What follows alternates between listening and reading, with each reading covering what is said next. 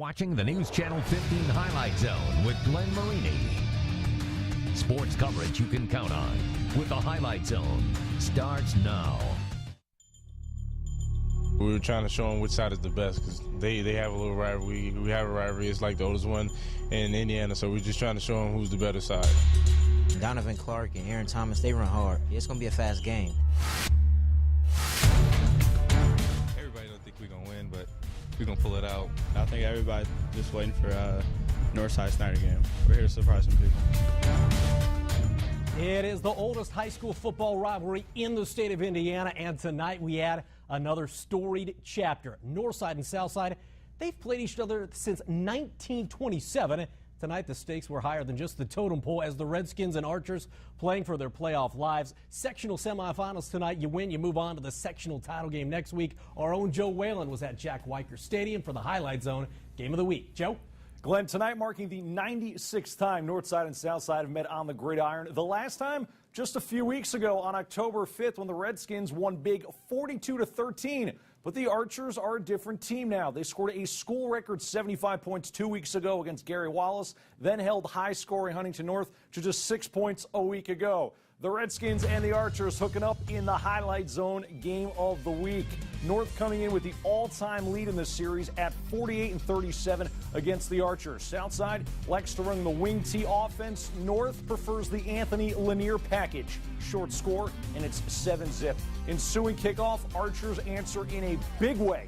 Shaitan Harris, the junior, sheds a few tacklers, then get the stiff arm here, down the sideline, and gone. Southside not going to go quietly like they did in that regular season meeting. Archers were fired up, for about as long as this next play lasted. Ensuing kickoff, Tyvon Kelly, 73 yards to the house. Are you kidding me?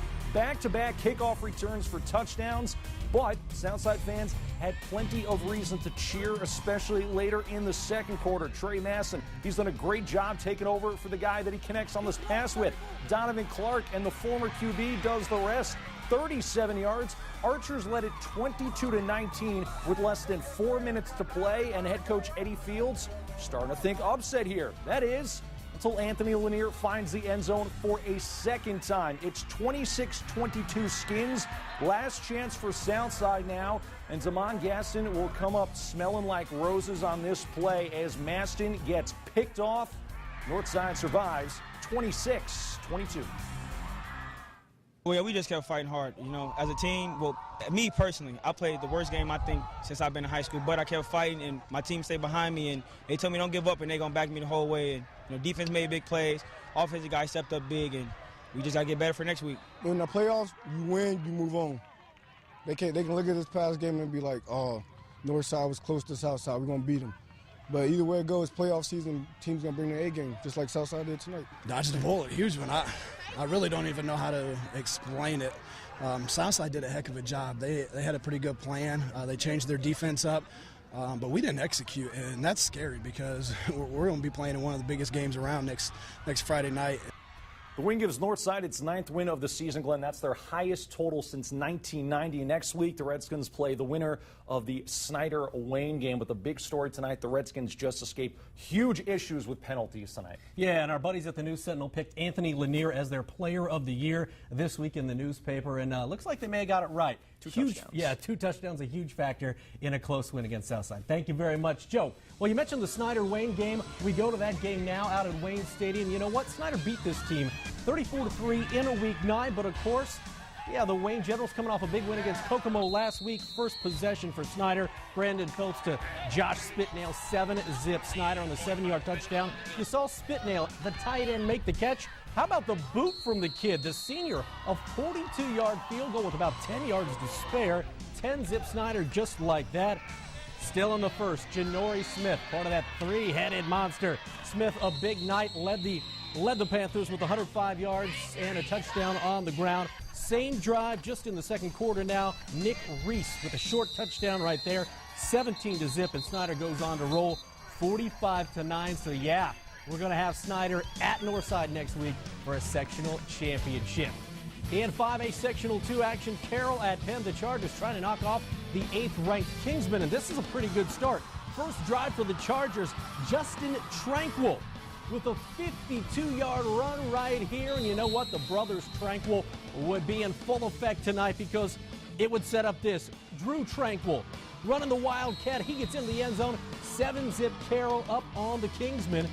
Will stay that way for a while. Late in the second, Penn's Zach Oakley to Matt Wyrick. A big gain right here for Wyrick. He gets 53 yards. And a little bit later, just 39 seconds left in the half, Corey Krieger with the touchdown, but Penn would miss the PAT. That would be huge because this would be a 1-point win for Carroll. 14-13, the Chargers upset Penn. Carroll will host South Bend Adams next week. What a great job by Doug Dinan and his crew out at Carroll. Hey, in 4A action, the second season came at the right time for Columbia City and Bishop Dwenger. The Eagles getting healthy. It led to an upset of 8th-ranked Leo last week. The Saints getting more experience under their belt and primed for the playoffs. To Zollner Stadium we go, sectional 12 semifinals. We pick this one up on the first play from scrimmage. Dwenger's Peyton Philpott finds Marcus Stepp, and he is stepping his way into the end zone. 60-yard connection on the first play, 7-zip BD. Still in the first. Cody Miller now in at quarterback to DeMarcus Moon, and Bad Moon is rising. 2 touchdowns for the junior tailback. Dwenger up 14-zip, and yeah, you don't want to be on the Columbia City sideline. How about this? We're still in the first. Gabriel Espinoza hauls in the touchdown, 22-zip Dwenger, and the Saints getting hot at the right time. They win 36-14. Now, speaking of getting hot at the right time, Norwell at New Haven. Bulldogs beat the Knights by 18 back in week 5, but you know what? They were looking good early and looking like they could do a repeat of that. Anthony Moore takes it 20 yards for the score, 7-zip New Haven. Second quarter, though, Norwell making some noise. Pearson Harnish to Reggie Hayes, RH2. He's a headliner, had a touchdown last week. He picks up a big gain right there. It was huge because it set up this. Harnish finishing the drive with a touchdown. It was 8-7 Norwell at the half. Fast forward to late in the fourth quarter. You can't believe it, can you? Well, yeah, Norwell had 0 wins in the regular season. They've now won 2 in a row in the playoffs. They hang on to win against New Haven, 22-20.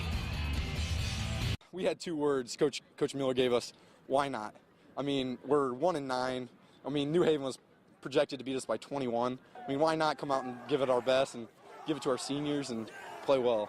You got to believe. It's hard to get them to believe when you struggle, and these kids have struggled for a couple years. But, you know, I think last week's win may give you some confidence. You can play well, but until you get a W, you're not graded with an A. You still got that L. And, you know, our kids played hard last week, and they played hard again tonight. Their mantra is why not, and why not? They're in the sectional championship game as Norwell will take on Dwenger next week. Hey, sticking with 4A sectional 11 semifinals at Wawasee, the Warriors hosting Northwood. First quarter action, in fact, Northwood's opening drive. It's Will Kirkwood making a nice decision to keep it. He would get down all the way to the 11-yard line, and Kirkwood looking like Hollywood later in the drive. Little touchdown right there, 7-zip Northwood, just 2 minutes into this game. Now, Wawasee, they would fire right back on the 16-yard line to pitch to Derek Sorensen. He would take it all the way down to the 1, and then why not give it to the guy who got you there? Sorensen gets it in from 1 yard out, and we're knotted at 7 midway through the first quarter. Next possession for Northwood. This was shaping up to be a shootout. On the Wawasee 49, it's Luke Edwards, and he would go 51 yards to give Northwood a 14-7 lead. But guess what? Wawasee comes back to win this one by a final of 31-28. So Wawasee will take on Concord next week for a sectional championship. Well, 5A and 4A, they were crazy, but they are now history. Some of the biggest matchups tonight, though, took place with the smaller schools. In 3A, Heritage looking to keep its dream season alive. They made the trip to Death Valley. Busco on the road. We're going to go down to Elwood for that one. And Lures hadn't lost a playoff game since 2008. Would that change against Eastside? That and much, much more next on The Zone. We're the Wawasee Warriors. Stay tuned to the highlights.